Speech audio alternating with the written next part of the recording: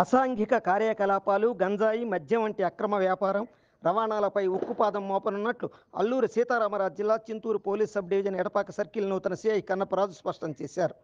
కాగా సిఐగా బాధ్యతలు స్వీకరించిన తర్వాత ఆయన గురువారం తొలిసారి మీడియాతో మాట్లాడారు. తాను మైదాన ప్రాంతం నుంచి బదిలీపై వచ్చిన ఏజెన్సీ పరిస్థితులపై అవగాహన ఉందన్నారు. ఇలా ఉంటే మీడియా అడిగిన పలు ప్రశ్నలకు ఆయన స్పందించారు. పేకాట, కోడిపందాల వంటి జూదాలను నిర్మోహమాటంగా అరికడతామన్నారు. ప్రభుత్వ ఉచిత ఇసుక పాలసీకి తూట్లు పొడుస్తూ ఎవరైనా అక్రమ రవాణాకి పాల్పడితే క్రిమినల్ కేసులు పెడతామని హెచ్చరించారు. వాహనాల వేగం తద్వారా జరిగే ప్రమాదాల నివారణకు కృషి చేస్తామన్నారు. ఇదే కోణంలో జామాయిల్ ట్రాక్టర్ల అధిక లోడు, వేగం పైన ప్రత్యేక దృష్టి పెడతామన్నారు.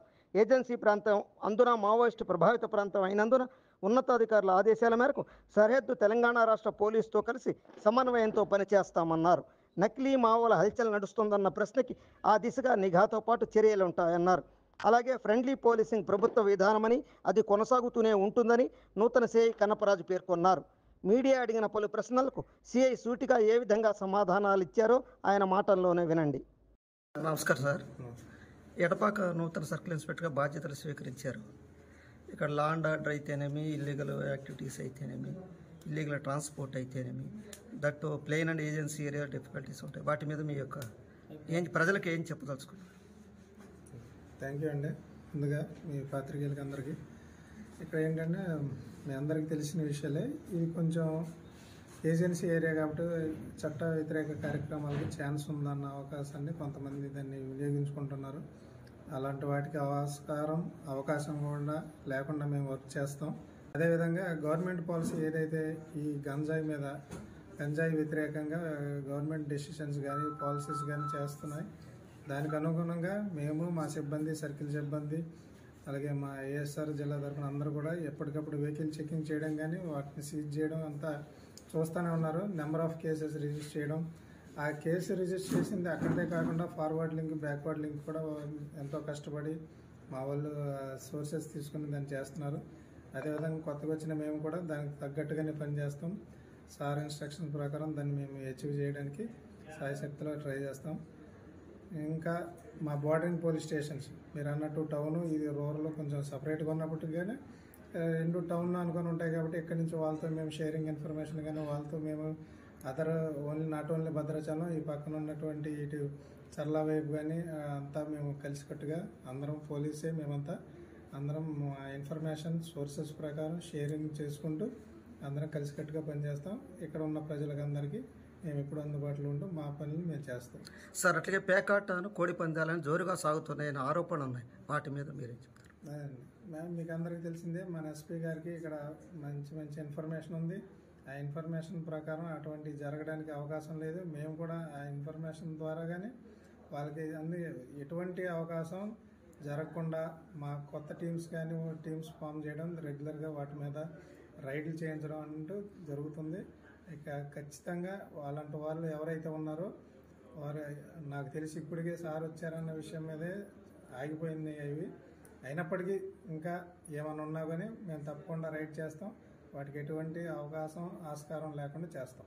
సార్, మండలంలో మద్యం బెల్ట్ షాపులు ఎక్కువయ్యి అశాంతిగా ఉంటుంది అనేది ఆరోపణ, దాని మీద ఏమంటారు? బెల్ట్ షాప్స్ అంటే పక్కనే మనకి మీరు అన్నట్టు టౌన్ అందుబాటులో ఉంది కాబట్టి అక్కడి నుంచి తక్కువ రేట్ల మీద ఎక్కడికి తీసుకొచ్చి అమ్మాలని ప్రయత్నించే వాళ్ళు కూడా ఉంటారు. అలాంటి వారిపై కూడా మేము నిఘా పెట్టి తప్పకుండా కంట్రోల్ చేస్తాం. సార్, అట్లాగే ఇసుక పాలసీ ఉందనుకోండి కదా, అక్రమంగా కొంతమంది ట్రాక్టర్ల ద్వారా కానీ చేస్తూ ఊళ్ళలో చాలా స్పీడ్గా, వేగంగా అన్ని వాహనాలతో పాటు ఇసుక ట్రాక్టర్ల వాహనాలు వేగంగా పోతున్నాయి, దానివల్ల ప్రమాదాలు జరుగుతాయి అనేది ఒక ఆరోపణ. ఈ ప్రమాదాల పాయింట్ ఆఫ్ వ్యూలో కూడా మేము ఎప్పటికప్పుడు వెహికల్ చెకింగ్ చేయడం కానీ వాటిని స్పీడ్ కంట్రోల్ పాయింట్ ఆఫ్ వ్యూలో కూడా మేము వాళ్ళకి అవేర్నెస్ కండక్ట్ చేస్తాం.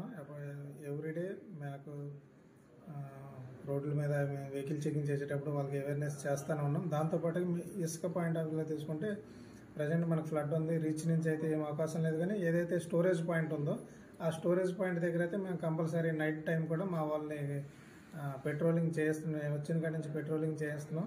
దాని మీద అబ్జర్వేషన్ ఉంటుంది, నిఘా ఉంటుంది. ఎవరు దొరికినా కానీ తప్పకుండా అయితే ట్రాక్టర్లైనా లారీలైనా సీజ్ చేయడం జరుగుతుంది. దానికి తగ్గట్టు క్రిమినల్ కేసెస్ రిజిస్టర్ చేస్తాం. సార్, ఇసుక ట్రాక్టర్లు ఒక ఎత్తు అయితే జామాయిల్ లోడు, ఆ జామాయిల్ అనేది ఈ విలీన మండలం నుంచే ఐటీసీ సారపాకి ట్రాన్స్పోర్ట్ అవుతూ ఉంటుందండి. అతి వేగంగా ఓవర్లోడ్తో వెళ్తూ ప్రమాదాలు చాలా జరిగినాయి. దాన్ని కంట్రోల్ చేసేది? తప్పకుండా అండి. మేము అన్నట్టు ఏదైనా కానీ అదంతా మా రోడ్డు ట్రాన్స్పోర్ట్ పాయింట్ ఆఫ్ వ్యూలో మా వెహికల్ చెకింగ్స్ కానీ మా విజిబుల్ పోలీసింగ్లో వాటిని తప్పకుండా ఎవరైతే ఉంటారో వాళ్ళకి ప్రాపర్ డాక్యుమెంటేషన్ ఉందా లేదా అవన్నీ చెక్ చేయడం, వాళ్ళు కన్సర్న్ ఓనర్స్ కూడా మేము పిలిచి మాట్లాడడం జరుగుతుందండి. వాళ్ళు కూడా వార్న్ చేస్తాం జరుగుతుంది. టోటల్గా లా అండ్ ఆర్డర్ మీద మీరు ఏం చెప్పదలుచుకున్నారు? ఏజెన్సీ ఏరియా ఇది, నక్సల్ ప్రభావిత ప్రాంతం, మా అసలేలో నకిలీ అనేటువంటి సమస్య కూడా ఉంది. దాని మీద మీరు ప్రజల్ని ఏ విధంగా?